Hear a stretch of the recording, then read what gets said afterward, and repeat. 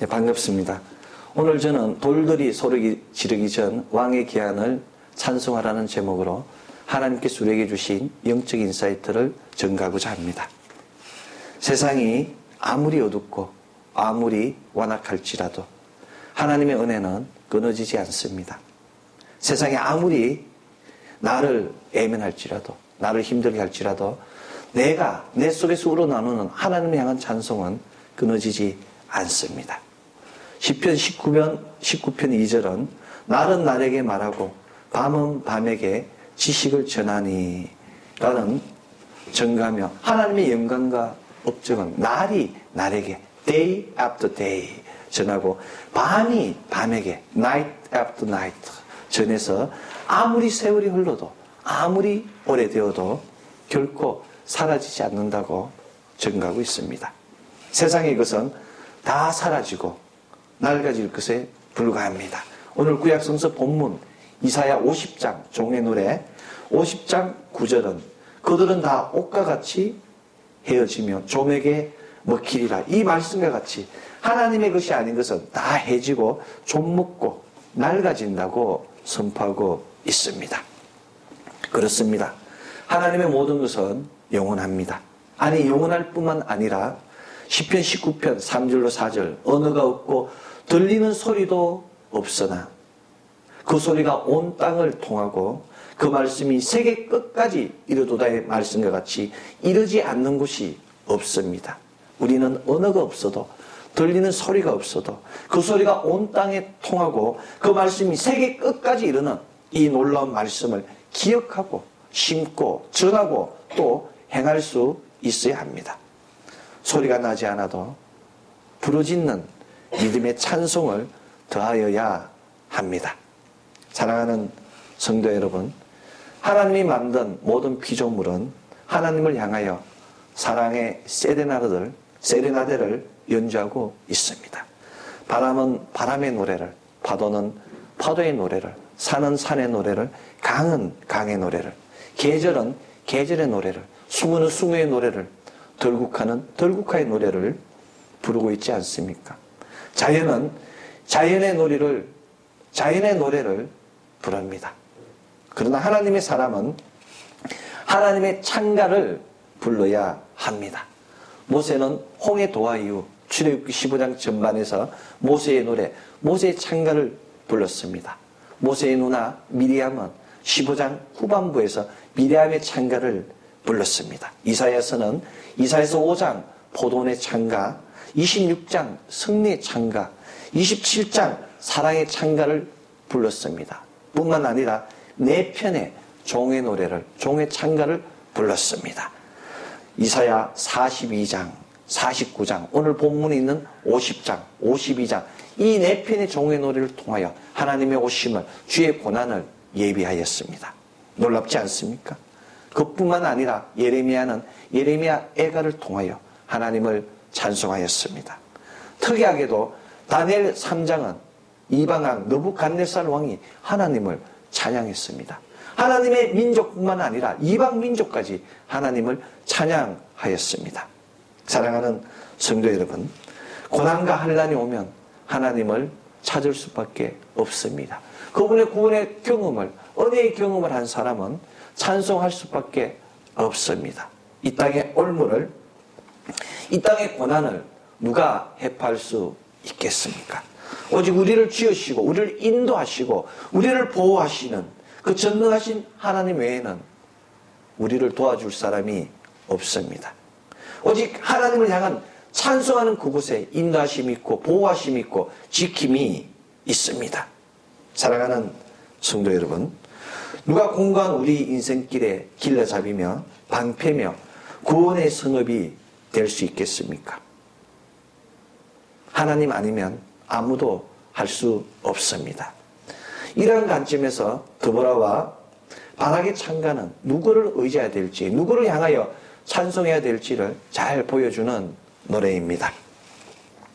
암흑의 시대, 역경의 시대에 감히 생각지도 못한 드보라, 랍비드의 아내 드보라가 부르심을 받았습니다. 여인이라면 이루 말할 수 없이 천대한 멸시를 가하는 이스라엘 민족 그 가운데서 하나님께서는 한 여인을, 한 늙은 여인을 부르신 것입니다.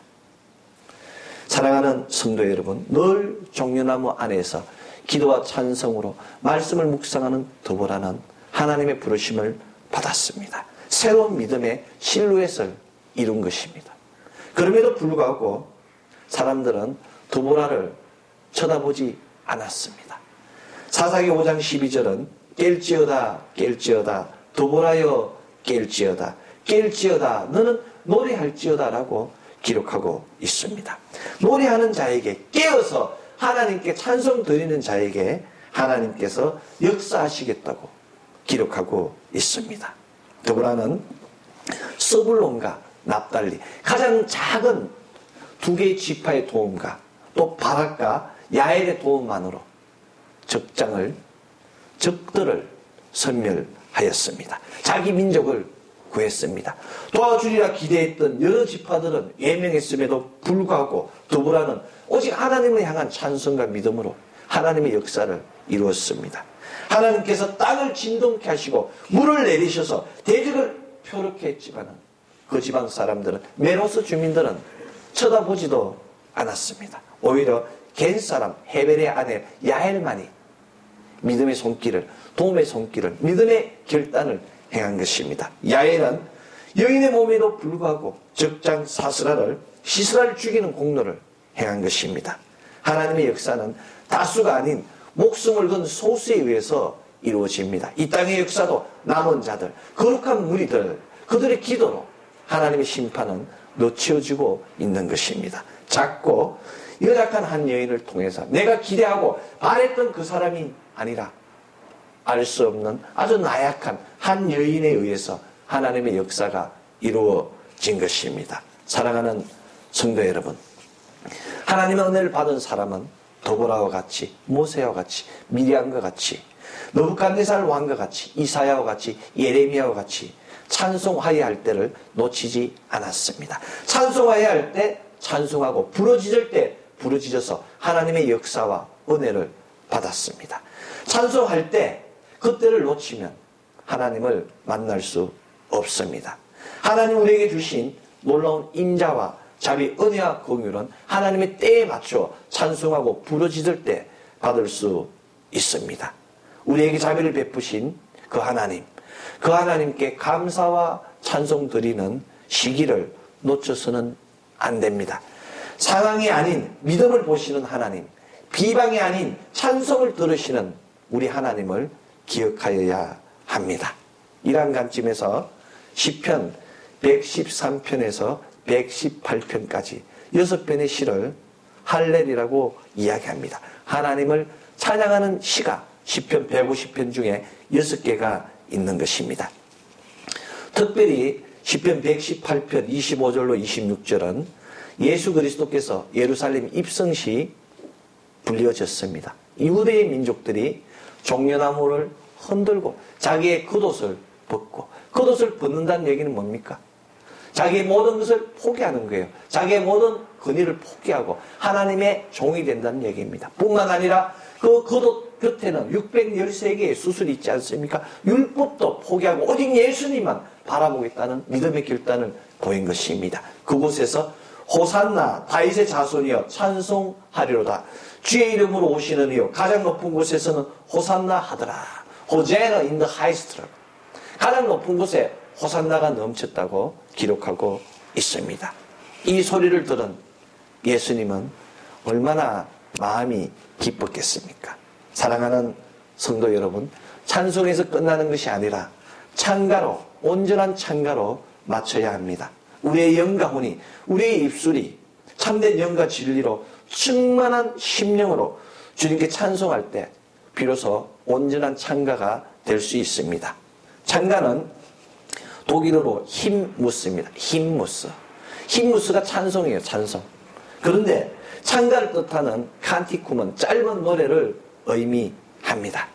길다고 좋은 것이 아닙니다. 많다고 좋은 것이 아닙니다. 아담의 찬가와 같이 내 뼈 중에 뼈요, 내 살 중에 살이라는 진정이 담긴 짧은 노래가, 짧은 칸티쿰이 하나님을 기쁘게 합니다.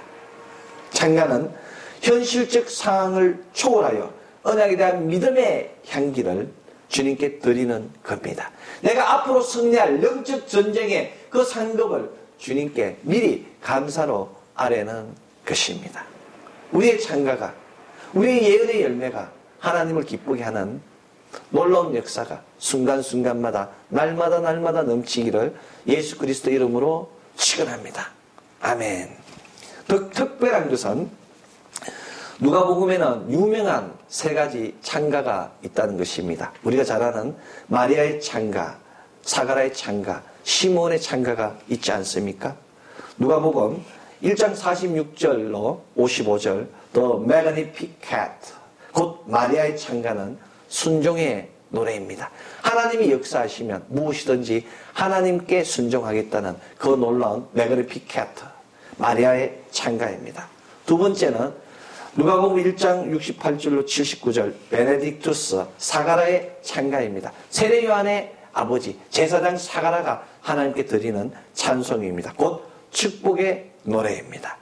세 번째는 누가복음 2장 29절로 32절 뭉크 데이미터스, 곧 시몬의 찬가입니다. 예수 그리스도를 안고 하나님을 향하여 그 놀라운 찬송을 드리는 시몬, 그 마음이 얼마나 기뻤겠습니까? 바로 구원의 찬가입니다. 우리가 하나님께 드려야 될 것은 순종의 찬가와 구원의 찬가와 축복의 찬가를 온전히 드려야 합니다. 지금도 가톨릭에서는 아침, 점심, 밤으로 이 세 찬가를 매일 성서 일가로, 성무 일가로 행하고 있습니다. 그렇다면 우리는 언제 어떠한 찬송을 불러야 하겠습니까? 우리가 절망과 고난 가운데 있을 때 소망의 찬가를, 희망의 찬가를 불러야 합니다. 도저히 불가능한 상황 속에서 주님께서 우리에게 생명 주심을, 우리에게 희망 주심을, 우리에게 승리 주심에 대한 감사의 찬가를 불러야 합니다. 하나님을 향한 우리들의 찬송이, 하나님을 향한 우리들의 찬가가 끊어지지 않는 한 이 땅의 희망도 끊어지지 않습니다. 찬가가 넘칠수록 희망도 넘치게 됩니다. 언젠가 우리들의 찬송으로 인하여, 우리들의 찬가로 인하여 이 어두운 세상, 이 삭막한 땅들이 아름다운 예수 그리스도의 향기로, 샤론의 꽃으로 넘치게 될 것을 믿고 고백합니다. 지금 이 시간 돌들이 소리를 지르기 전 이사야의 종의 노래와 같이, 종의 찬가와 같이 먼저 외쳐 소리 지르는, 하나님 찬송하는 우리 되기를 원합니다. 특별히 고난주간을 앞둔 이 종료주일에 주님께서 왜 이 땅에 오셨으며 감람산에서 왜 예루살렘을 바라보시며 눈물 흘리셨던지 그 깊은 예수 그리스도의 아픔을 생각하는 우리 되기 원합니다. 이 땅에 대한 소망을 꺾지 말고 주어진 주님의 제자로서의 책무를 다하며 이 땅에 사는 모든 사람들이 품고 기도하며 찬양하는 우리 될 때 예수 그리스도는 우리를 공중들림하는, 죽음을 맛보지 않고 새하늘과 새 땅에 입국하는 놀라운 축복으로 영접하여 주시는 것입니다. 절대 포기하지 말고 함께 노래하는, 함께 찬송하는, 함께 찬가를 외치는 우리 되기를 예수 그리스도 이름으로 축원합니다. 사랑하는 성도 여러분, 그럼에도 불구하고 우리의 영적 전쟁은 끝나지 않았습니다. 그럼에도 불구하고 육적으로 하염과 전화 속에 눈물 흘리며 죽어가는 많은 사람들이 아직도 이 땅에 있습니다. 피와 하염과 연기 속에서 아직도 찢겨진 깃발이, 아직도 주인을 찾지 못한 신발들이 난무하는 세상이 바로 현실입니다. 우리의 영적 전쟁과 육적 전쟁을 결코 잊어서는 안 됩니다. 우리는 너무 빨리 망각합니다. 우리는 너무 쉽게 망각합니다. 우리는 너무 덧없이 망각합니다. 너무 빨리, 너무 쉽게, 너무 덧없이 하나님의 은혜를 망각합니다. 우리는 너무 빨리, 너무 쉽게, 너무 덧없이 하나님의 심판을 망각합니다. 우리는 하나님의 은혜가 아니면 존재할 수 없습니다. 하나님의 은혜가 아니면 심판을 비껴갈 수 없습니다. 그럼에도 불구하고 우리는 하나님의 은혜를 망각하고 있습니다. 하나님의 심판을 망각하고 있습니다. 이 시간 주님께 자복하고 주님께 내려놓는, 주님께 찬송하는 우리 되어 하나님 주신 은혜를 신고 거두어 심판을 빗겨가는 우리 되기 원합니다. 중요한 것은 은혜를 신고 심판을 빗겨가기 위해서는 하나님을 향한 온전한 소리 지름이, 하나님을 향한 온전한 찬송이 넘쳐야 한다는 사실입니다. 생명이 있는 곳에, 승리가 있는 곳에, 하나님의 터치가 있는 곳에는 언제 하나님을 향한 찬송과 찬양과 감사가 넘쳐야 합니다. 그렇습니다. 이 땅의 모든 피조물은 하나님을 향하여 찬송하고 찬가를 더 높여야 합니다.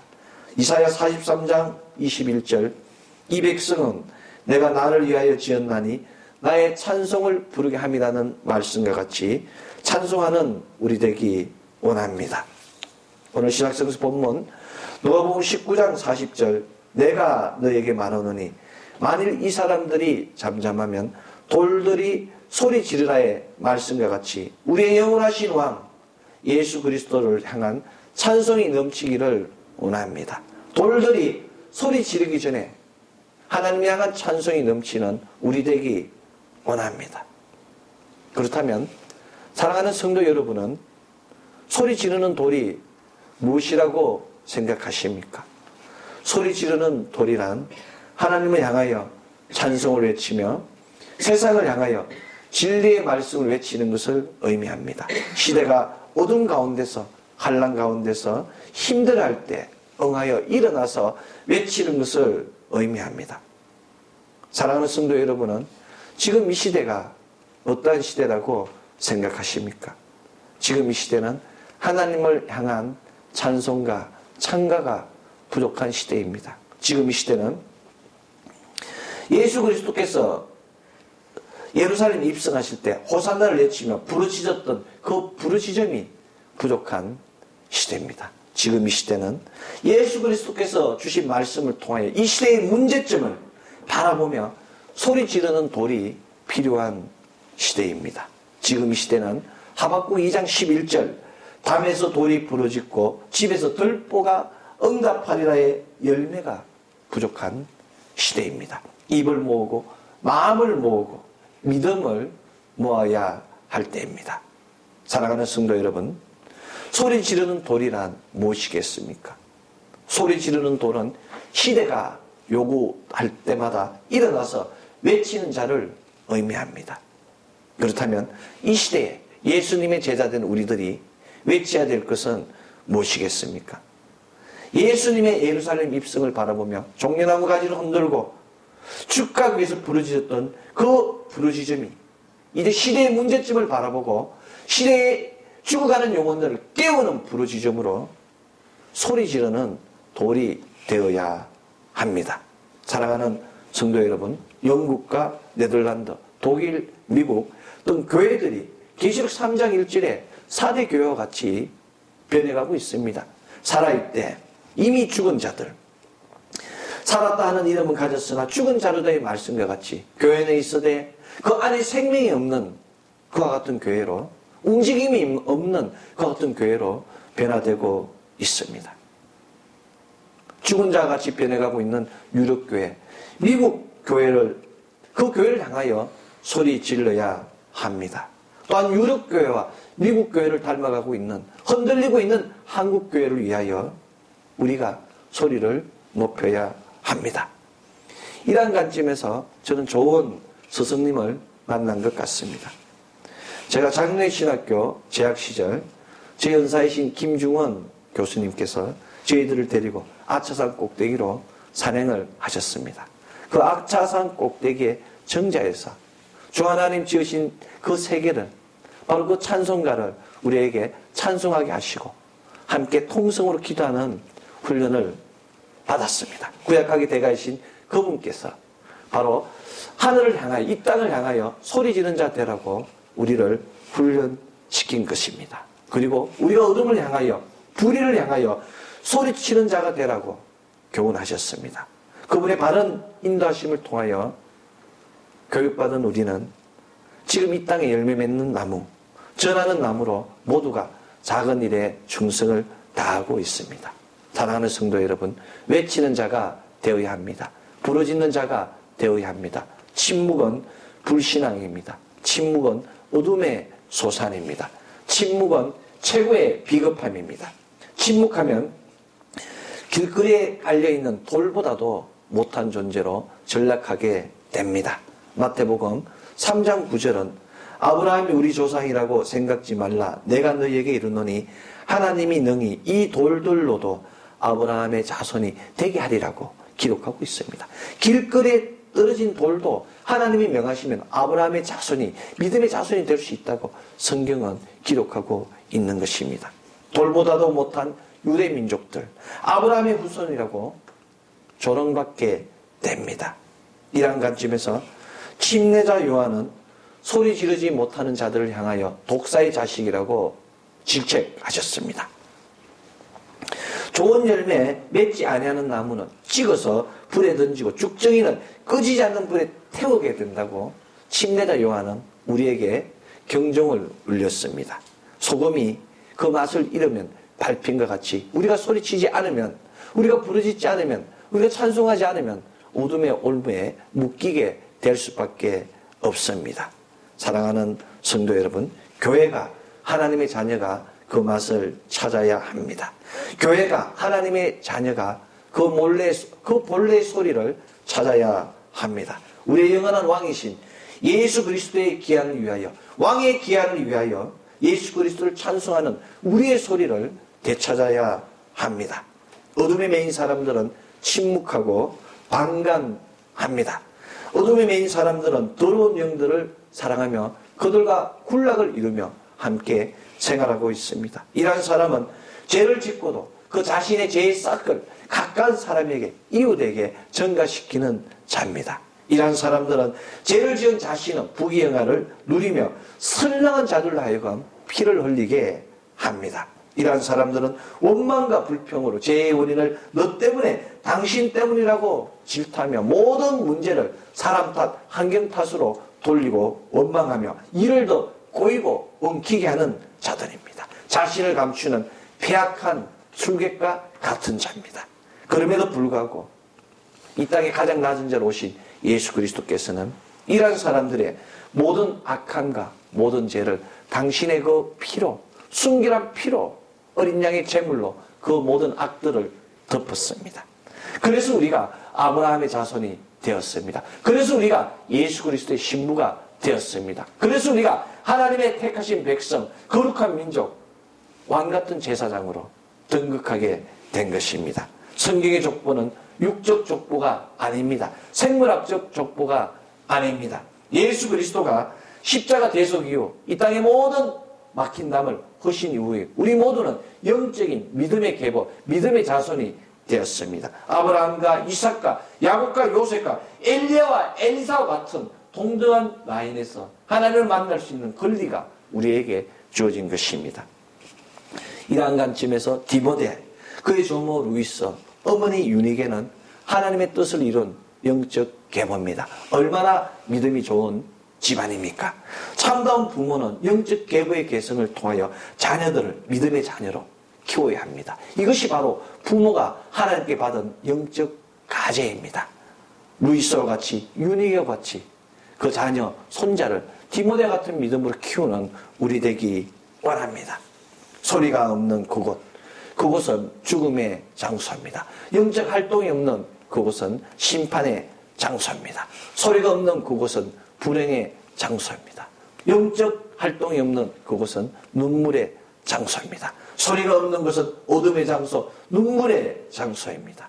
사도 바울은 사도행전 9장 4절에서 다메섹 도상에서 하늘로부터의 예수 그리스도의 음성을 듣고 깨어지고 변화되었습니다. 사울아 사울아 내가 어찌하여 나를 핍박하느냐 하는 예수 그리스도의 음성을 듣고 사도 바울은 죽음의 장소, 불행의 장소, 어둠의 장소에서 빛의 장소로 하나님의 거룩한 나라로 옮김을 받았습니다. 하나님의 소리를 듣고 하나님께서 주신 그 예비하신 신탁한 말씀들을 전하는 우리 되기 원합니다. 돌들이 소리 지르기 전에 하나님을 향하여 찬송하고 세상을 향하는 소리 지는 자가 되어야 합니다. 2000년 전 예루살렘의 입성을 위하여 함께 모였던 유대 민족들, 그 부르짖었던 그 호산나의 외침이 호제나 인 더 하이스트라는 지극히 높은 곳에 호산나가 넘치리라는 그 찬송이 지금 이 시대에 넘치기를 원합니다.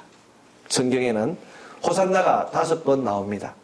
마태복음 21장, 마가복음 11장, 누가복음 19장, 요한복음 12장에 나오지 않습니까? 5번을 기록한 호산나가 우리를 구원하게 하는 겁니다. 단 5번밖에 없는 이 말씀이 우리를 예수 그리스도로 인도하여 주는 것입니다. 문제는 바로 오늘 신약성서 본문 앞에 있는 누가복음 19장 38절 찬송하리로다 주의 이름으로 오시는 왕이요 하늘에는 평화요 가장 높은 곳에서는 영광이로다 이 말씀입니다. 뭔가 이상한 면을 발견하지 않습니까? 특별히 시편을 그대로 인용했다면 당연히 호산나 이제 형통하게 하소서라고 해야 하지 않습니까? 그럼에도 불구하고 땅의 형통 대신에 하늘의 평화를 외쳤습니다. 이것이 바로 찬송의 이유입니다. 예수 그리스도께서 이 땅에 오셨을 때는 이 땅에 평화가 넘친다고 하늘의 영광, 지극히 높은 곳에 영광이 넘친다고 기록하고 있습니다. 그런데 가실 때는 하늘의 평화, 지극히 높은 곳에서는 영광이 넘친다고 하지 않습니까? 예수님이 태어날 때 땅의 평화, 가실 때 하늘의 평화. 이것이 바로 영적 계시입니다. 누가복음 2장 14절은 지극히 높은 곳에서는 하나님께 영광이요 땅에서는 기뻐하심을 입은 사람들 중에 평화로다라고 기록하고 있습니다.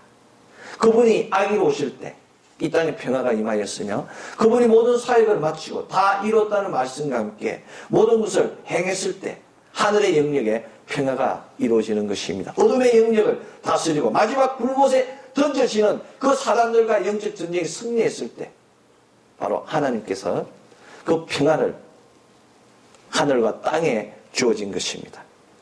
그럼에도 불구하고 아직도 이 땅에는 진정한 평화가 이루어지지 않았습니다. 왜냐하면 사람들이 노아의 때와 같이 먹고 마시는 일에만 멸중하고 있기 때문입니다. 우리는 기억해야 합니다. 이 땅에 하나님의 영원한 약속의 무지개를 본 사람이 단 8명밖에 없었다는 사실을, 그 사실을 기억해야 합니다.